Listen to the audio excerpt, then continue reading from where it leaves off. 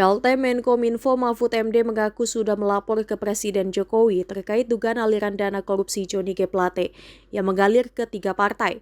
Adapun isu yang beredar menyebut 3 parpol yang diduga menerima aliran dana proyek BTS 4G, yakni PDIP, Nasdem, dan Gerindra. Dikutip dari tribunnews.com, Mahfud mengatakan ia telah menerima berita soal itu, bahkan dengan nama-nama sosok yang terlibat dalam kasus tersebut. Meski demikian, Mahfud menganggap isu ini hanya gosip politik belaka. Ia menegaskan agar kasus itu diselesaikan dengan hukum saja. Bahkan ungkapnya hal ini telah disampaikan Mahfud ke Presiden Jokowi bahwa dia tak ingin membahas kasus ini dari sisi politik. Sebab, apabila masuk ke ranah politik, pembuktiannya dikhawatirkan akan menjadi rumit. Maka Mahfud mempersilahkan Kejaksaan Agung dan KPK yang mengusut hal tersebut. Menurutnya, kasus ini harus diselesaikan dengan hukum yang menentukan pada akhirnya. Mahfud MD pun telah melapor ke Jokowi bahwa ia tidak akan masuk ke ranah politik sebab kasus korupsi tersebut merupakan kasus hukum murni. Saya ke sini sudah ada perpres, sebab itu tadi perpresnya sudah dibacakan. Itu sudah lama sebelumnya. Saya tadi sudah menyampaikan pesan-pesan yang sifatnya normatif,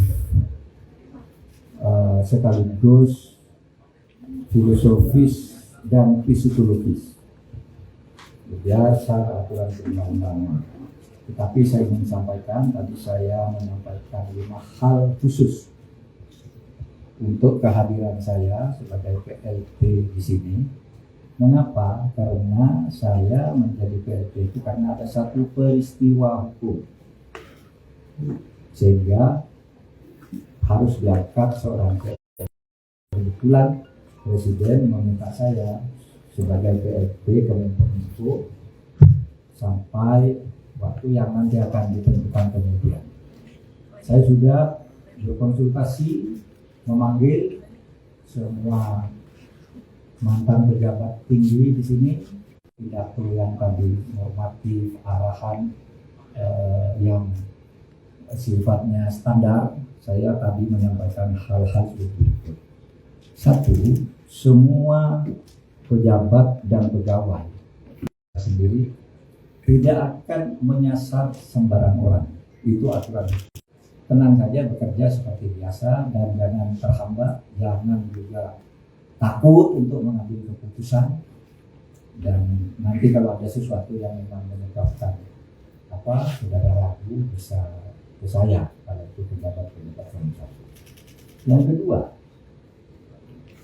proyek BTS 4G itu akan dan harus diteruskan.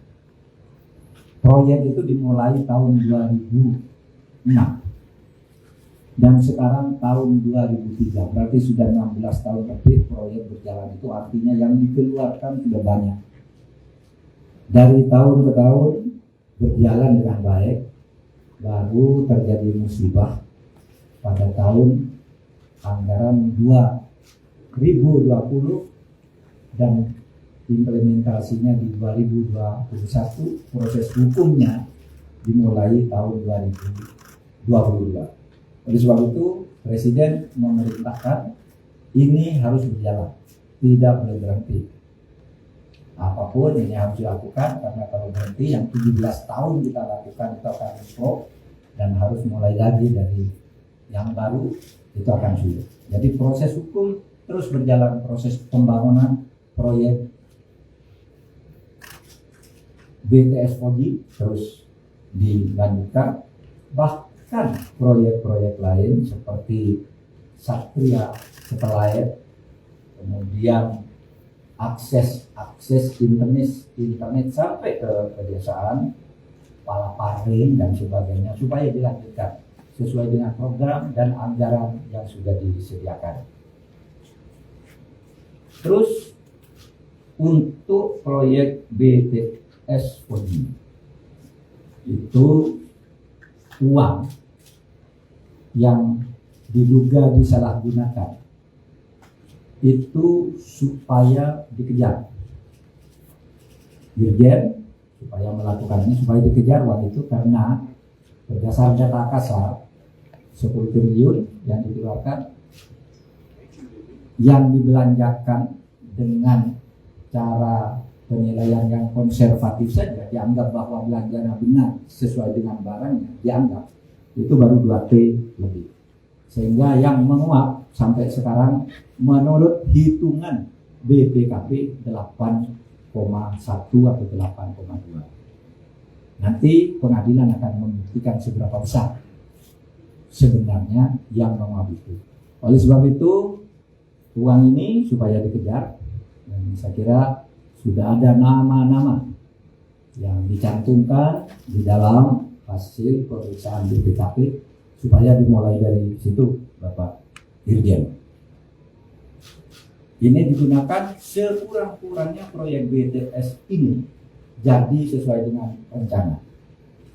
Karena menurut hitungan BPKP kan sebenarnya dari 10 triliun lebih itu sebenarnya kan dengan sepertiganya aja menurut para ahli juga cukup untuk melengkapi itu semua. Berarti ini kan tinggal dikejar, masa mau hilang semua. Jadi ini supaya dikejar, kembalikan semaksimal mungkin dan proyek terus jalan.